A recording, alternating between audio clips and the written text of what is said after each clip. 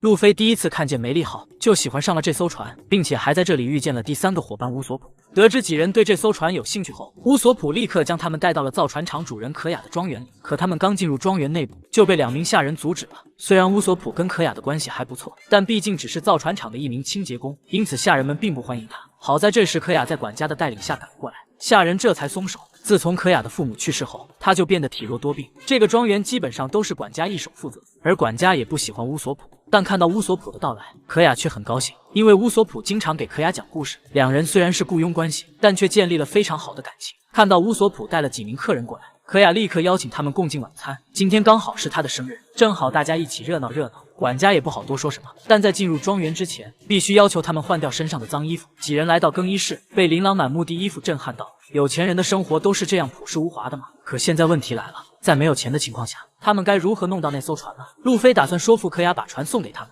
实在不行就只能发挥娜美的特长了。3人换好喜欢的衣服后，晚餐也随即开始。看着这个管家，索隆总感觉在哪里见过，但又想不起来是谁。而在吃晚宴时，路飞也是毫不隐藏地说出了自己是海贼的身份，还表明了他们的来意，甚至走上餐桌，告诉大家自己是要成为海贼王的男人，送一艘船给他并不吃亏。这个举动显然给可雅吓到，管家更是直接将可雅扶回了房间。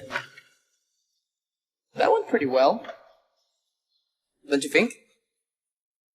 而在另一边，卡普率领的海军也发现了路飞几人扔下的破船，并且成功锁定了他们的位置。与此同时，负责可雅造船厂的主管突然在酒窖里遇见了管家。原来管家对可雅的家族生意已经垂涎已久，并且要求主管交出他负责的造船厂。主管本想与可雅商量一下再做决定，结果却被管家当场杀害。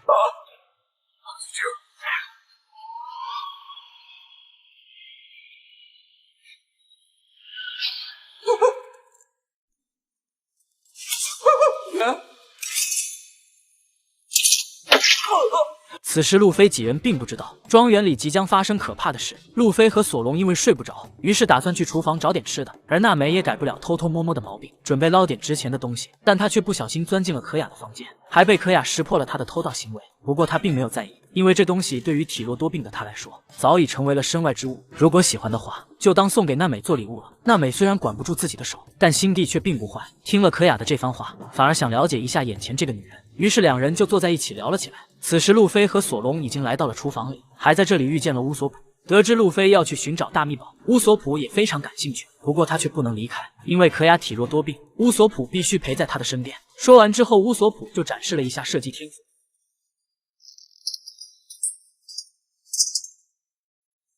路飞看后瞬间对他刮目相看，原来乌索普的父亲叫做耶稣布，是海贼中最伟大的狙击手，他的射击天赋就是继承了父亲的基因。路飞听后瞬间两眼放光，因为这个人他认识，就在香克斯的船上。乌索普也是非常震惊，没想到路飞竟然见过自己的父亲，但一旁的索隆却一心只想找酒喝，于是乌索普就带着他赶去了酒窖，而饥饿的路飞则端起一锅绿色的汤，毫不犹豫地喝了下去。索隆两人刚来到酒窖，乌索普就发现了死在这里的主管，伤口是5刃刀片。索隆似乎在哪里见过，可话音刚落，管家就出现在地窖。原来他正是悬赏1600万贝利的黑猫海贼团的船长百变洛克，怪不得索隆看着非常眼熟，曾经在悬赏令上见过。为了隐藏自己的身份，他故意散播假死的消息，只是为了夺取可雅家族的财富。既然已经被识破，洛克也不打算装了。No one interferes in my plans.